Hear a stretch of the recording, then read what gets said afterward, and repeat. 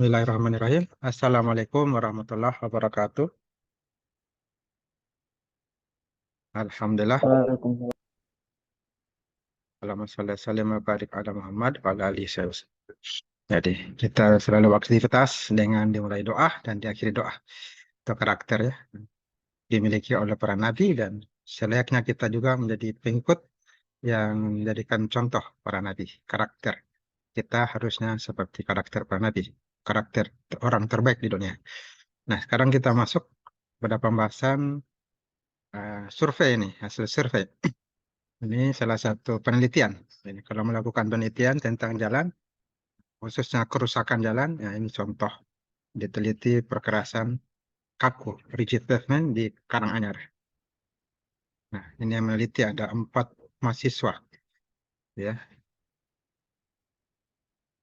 Dalam penelitian ini, dia ambil data, ada data primer dan sekunder.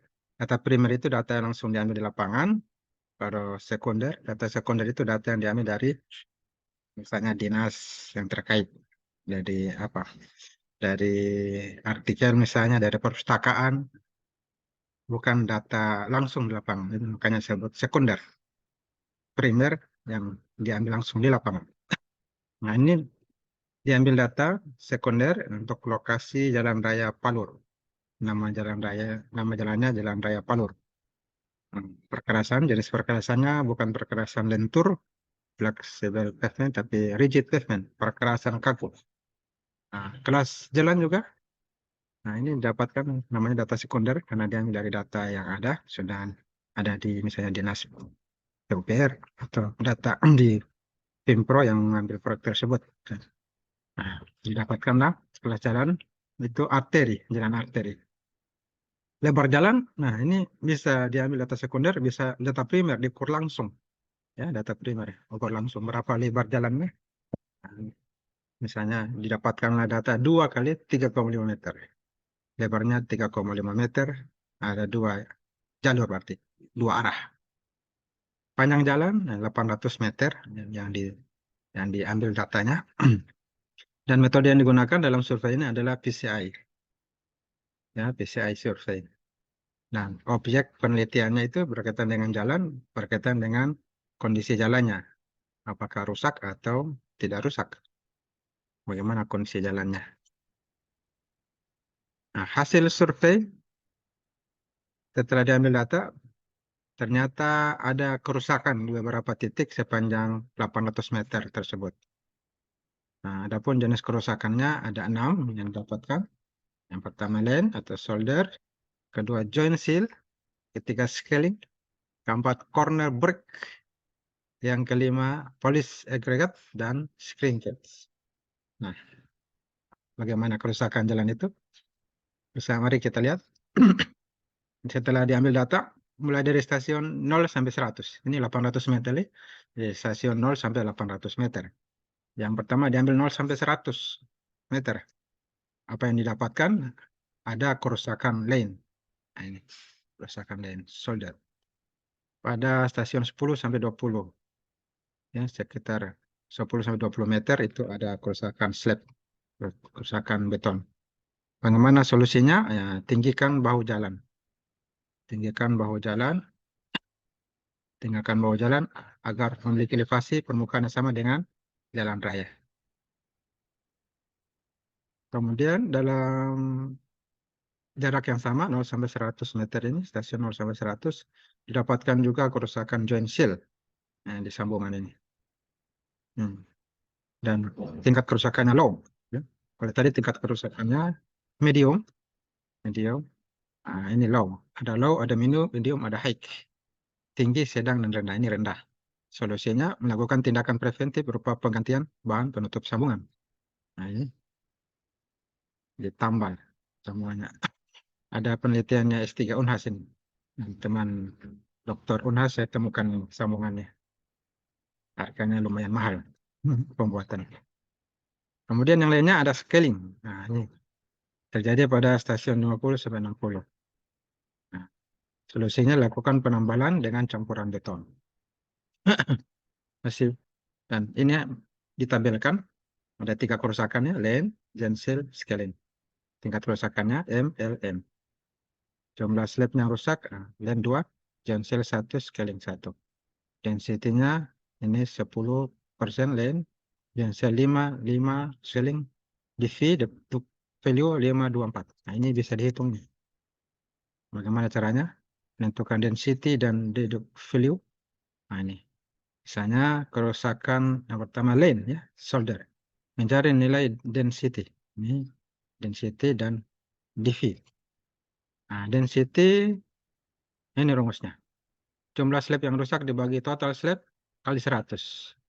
Dapatkanlah 10%. Jadi sini 10%. Itu juga Gensel dan scaling. Sama menggunakan rumus yang sama. Kemudian ditentukan deduct value dengan data 10. Dan kemudian tingkat kerusakannya M. Nah, bukan L, bukan H, tapi M. Maka ditarik garis 10 M, tarik garis ke kiri, nah, dapat angka 5. DV-nya 5. Jadi begitu caranya untuk mendapatkan density dan juga deduct value. Sama Gensel dan juga scaling. Nah, kita lihat berikutnya. Gensel, nah 5%. Tinggal diangkat ke atas. 5% dan L, dia low. Nah, dapatkanlah ya, sekitar 2. Ya. Berapa datanya? 2. Nah, ini kan 2. Itu juga scaling, sama perhitungannya. Scaling, mana scaling? Nah, intinya sama. Perhitungannya sama. Nah, ini scaling. 5%. Nah, dengan tabel ini dapatkanlah 4. 5. Tingkat kerusakan M. Ditarik, dapat 4. Nah, bisa menentukan density dan DV. Berikutnya perhitungan correction deduct value, CDV. Ini CDV. Ini ada CDV. Deduct value total jumlah CDV. Nah, ini nilai CDV. Menggunakan juga gambar ini. Ya. Jadi dapatkan angka dari menggunakan gambar. Sama caranya. Selanjutnya, nah ini bisa dipelajari ya, caranya sama. Tinggal masukkan data, dapatkan data CDV. Berikutnya untuk stasiun 100-200, ini ada Gensel juga. Nah, solusinya ini menutup sambungan. Ada corner break, medium tingkat kerusakannya. Solusinya penambalan retak dengan campuran beton. Ini 2, Gensel dan corner break. Sudah ada density dan value dan CDV. Perhitungannya sama ya. Stasiun 200-300 tidak ada kerusakan. Berikutnya 300-400 ada Gensel. Nah, sama solusinya. Harus ditambal ya, ditutup sambungannya. Ini Gensel, nah ada 2 Gensel. Dihitung density-nya 5%, deduct value ini 4 dan 2, CDV, nah sudah dapat 3 dan 6. Begitu berikutnya stasiun 400-500, nah, didapat kerusakan lain. Nah, solusinya sama, meninggikan bahu jalan agar memiliki elevasi permukaan yang sama dengan jalan raya atau kerusakan di lane solder. Nah, kemudian ada lane solder lagi, sama solusinya. Ada 2, lane 2. Density-nya 5%, deduct value tergantung tingkat kerusakan. Kalau M berarti 3, tingkat kerusakannya L, low 1, deduct value. Untuk CDV-nya 3. Berikutnya stasiun 500-600 ini. Ada kerusakan polis agregat. Solusinya dilakukan lapisan. Lapisan menggunakan aspal yang tan aus, dibuat alur-alur kecil untuk mengkasarkan permukaan. Ini sudah kurang kasar. Ini ada lagi kerusakan screen cat. Perlu lakukan tindakan perbaikan pada kerusakan. Dan joint seal juga sama. Perlu ditutup dan sambungannya. Sehingga pada stasiun 500-600 ada 3. Polis agregat, tingkat kerusakan L, low. Screen cat, low juga tingkat kerusakannya. Dan joint seal, high, tinggi. Dan intinya di itu, value, deduct value, dan CDV. Stasiun 600 sampai 700, nah, ada joint seal, kerusakannya ada screen catch, ada dua aja, joint seal dan screen catch. Nah, sudah ada perhitungan density-nya, deduct value, dan CDV. Jadi cara perhitungannya sama.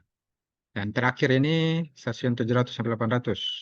Ada kerusakan lain, ya, tingkat low. Solusinya ya, sama, tinggikan jalan ya. Agar elevasinya sama dengan perkerasan jalan.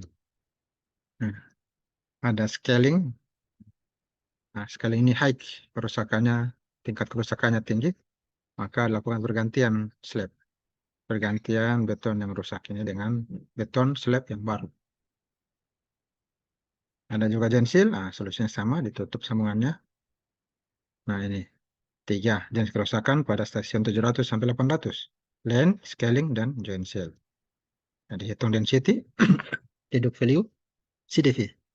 Nah, tadi disimpulkan jumlah CDV setelah dijumlah, itu segmen 1 sampai 8, 800 meter sama dengan 55 CV-nya.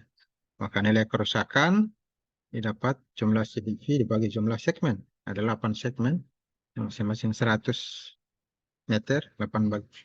Ya, ada 8 segmen, 800 ya, 8 segmen, 100 masing-masing.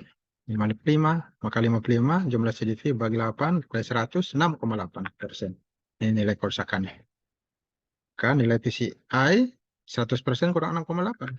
93,1. Bagaimana kesimpulannya kalau nilai PCI 93,1? Nah, 93,1 ya. Berdasarkan grafik, maka termasuk kategori baik. 93,1. Good ya. Dia masuk good. So kategori baik. Good. Ini 70 sampai 100 good. 85 sampai 100 good. Nah, 93 masih dalam range kategori good atau baik.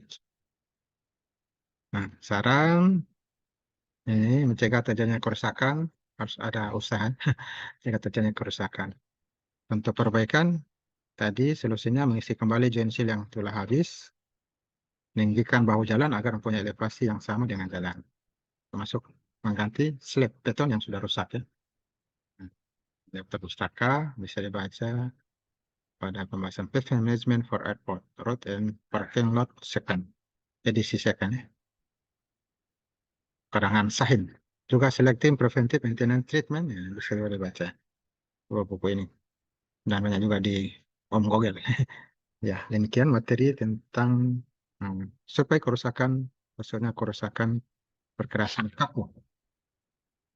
Kemudian kita lanjut ke materi terakhir pada session ini pengembangan karakter. Bagaimana karakter Anda?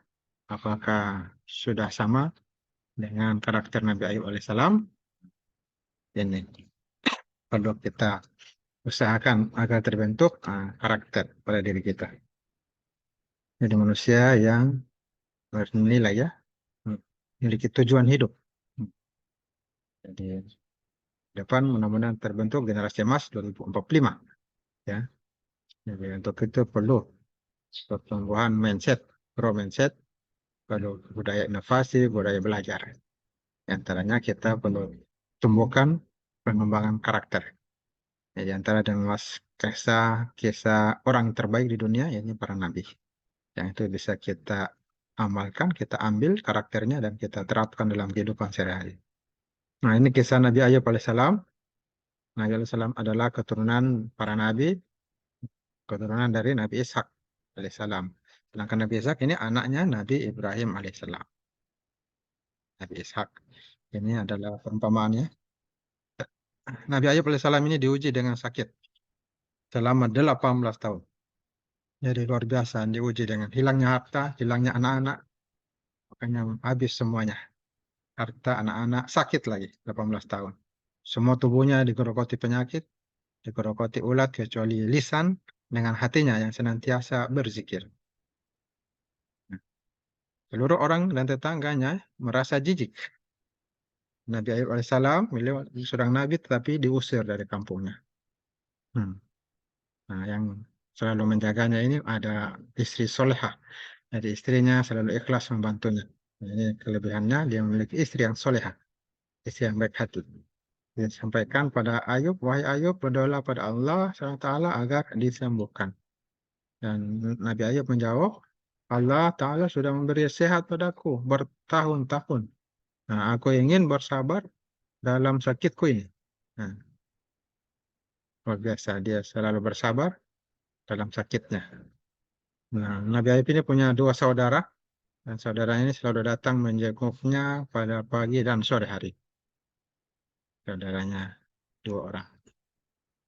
Dan Allah Ta'ala melihat kesabaran Nabi Ayub ini. Mendengar zikir Nabi Ayub alaihissalam. Dan dengan izin Allah Ta'ala, hentakan kaki Nabi Ayub alaihissalam ke tanah, itu mengeluarkan air. Air yang keluar tersebut diminum dan digunakan mandi. Maka Allah Ta'ala menyembuhkan, mengembalikan, dan menambahkan anak dan hartanya. Hartanya hilang, bertambah lagi, anaknya hilang, dapat lagi. Melahirkan lagi istrinya. Allah Ta'ala membalas kesabaran. Nah, ini kalau sabar dibalas oleh Allah Ta'ala. Nah, dengan bahkan diturunkan hujan belalang emas padanya. Ini banyak emas. Luar biasa. Inilah karakter yang bisa kita ambil dari Nabi Ayub alaihissalam. Di mana mahasiswa kalau sakit ya tetap berzikir ya, ingat Tuhan. Dan sabar, tetap tidak mengeluh. Yang sakitnya tidak mencela sakit. Kedua, mahasiswa menjenguk dan mendoakan orang yang sakit. Ya. Orang yang sakit dijenguk dan didoakan. Ketiga, mahasiswa sabar dan senantiasa berzikir. Nah, Allah akan berikan ampunan dan balasan yang besar. Jadi kalau kita selalu berzikir, sabar, nah, dua ini sabar dan zikir, maka dapat ampunan dan dapat balasan yang besar. Nah, inilah materi yang bisa kita terima pada kesempatan ini. Ya, mudah-mudahan bermanfaat. Kurang lebihnya mohon maaf. Saya cukupkan sampai sini. Alhamdulillahirrahmanirrahim. Assalamualaikum warahmatullahi wabarakatuh. Waalaikumsalam warahmatullahi wabarakatuh.